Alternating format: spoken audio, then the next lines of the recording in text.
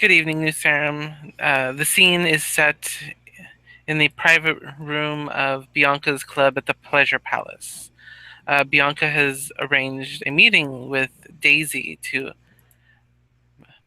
ask some questions and see about possible help for a situation.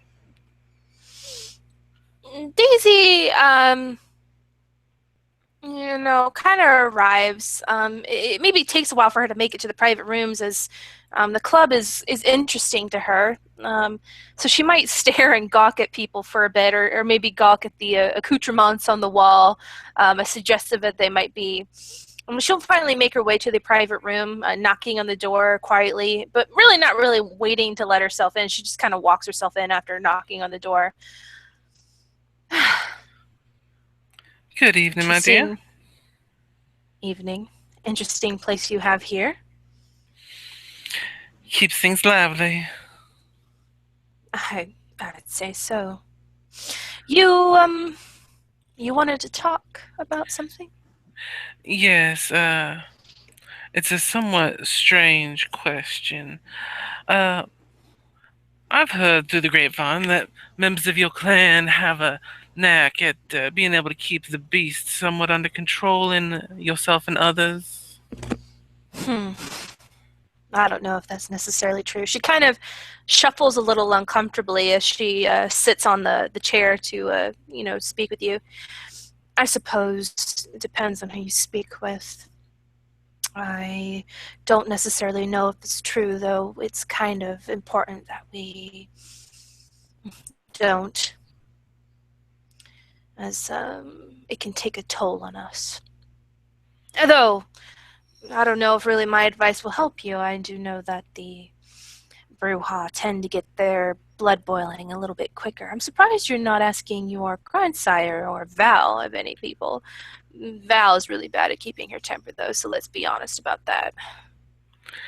Yes, well, I need some outside assistance for what I'm trying to do. Hmm. Well, I suppose it depends on who you're speaking with. If you wish to keep your beast in control in certain situations, I know some clan members of mine who are not so concerned with the repercussions of letting go, just periodically let go. They find a quiet place in the woods and just tear shit up. I'm Others, hoping to keep it under control, because I attempted to do something a few nights back, and the beast got the better of me during it. hmm, what happened exactly? I was out in the woods with some gentlemen who, druids, I think they call themselves, and Yes, they were doing a healing for my back, and I could feel it starting to work, but other things were happening, and the beast didn't like it. I Started to see. rage, and Well, perhaps fear. Uh, I wasn't there to possibly tell you. Perhaps it was afraid. It does that as well. Maybe you've noticed. Perhaps when you're around an open flame. yes, there was definitely fear in that night.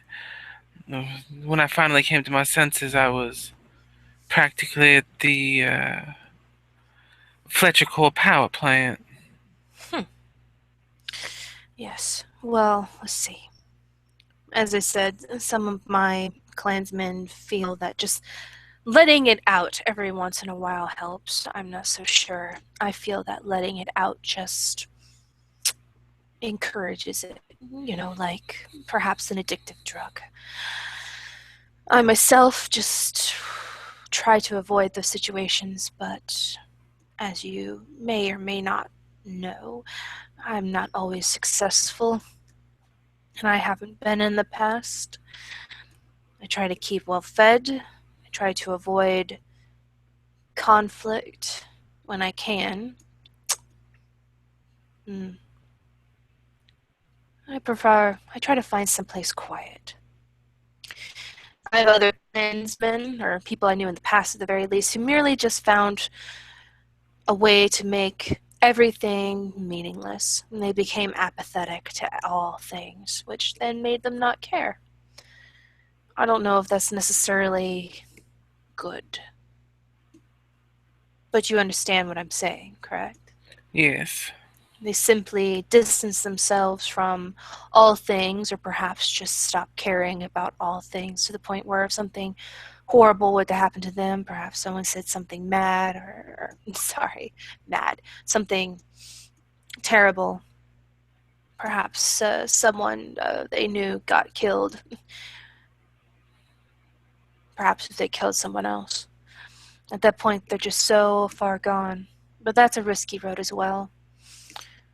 I'm not gonna lie to you, Bianca. To control the beast completely is very difficult. Quite frankly, I don't know the answers. I can tell you what I do. Like I said, I avoid things. I make sure I'm fed. I stay away from open flame and dangerous situations. I try not to be as hostile as, say, Val is. Mm, what else should I do? Perhaps, well, like I said, occasionally I like a quiet place. Perhaps meditation would do good for you. I was hoping for more supernatural assistance, but those are definitely good ideas. I see. Oh, well, yes, there are more supernatural assistants, but someone like myself would have to be there at the instance that you're about to reach the cusp of losing yourself, or perhaps even losing yourself then, and it would still require your own will to keep it in check. But someone like myself could speak to them, to it, in a fit of rage and soothe it. Well, you seem quite soothed now. It would be pretty pointless. Yes, no, I'm hoping to attempt to go out and do the healing again, but I want to have people there to assist, I see. possible. I have to ask around. I've heard, I wouldn't say exactly I know because I haven't seen it, but I've heard of some things that my clan can do to perhaps remove the beast entirely, at least for a moment. Though, like I said, it's only something I heard about, never seen it myself. Perhaps I'll need to speak to my primogen or Cole. Well, if such assistance could be given, I would be greatly in your debt. I'll see what I can do. And if I can do it, then yes, I would appreciate a favor in the future. You have simply but to ask. Of course.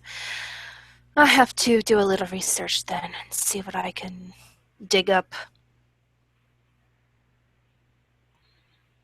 Thank you, my dear. Of course. Is there anything else you need to know? No, that was the extent of what I wanted to talk to you about. Didn't think it was appropriate to talk on the phone about, though.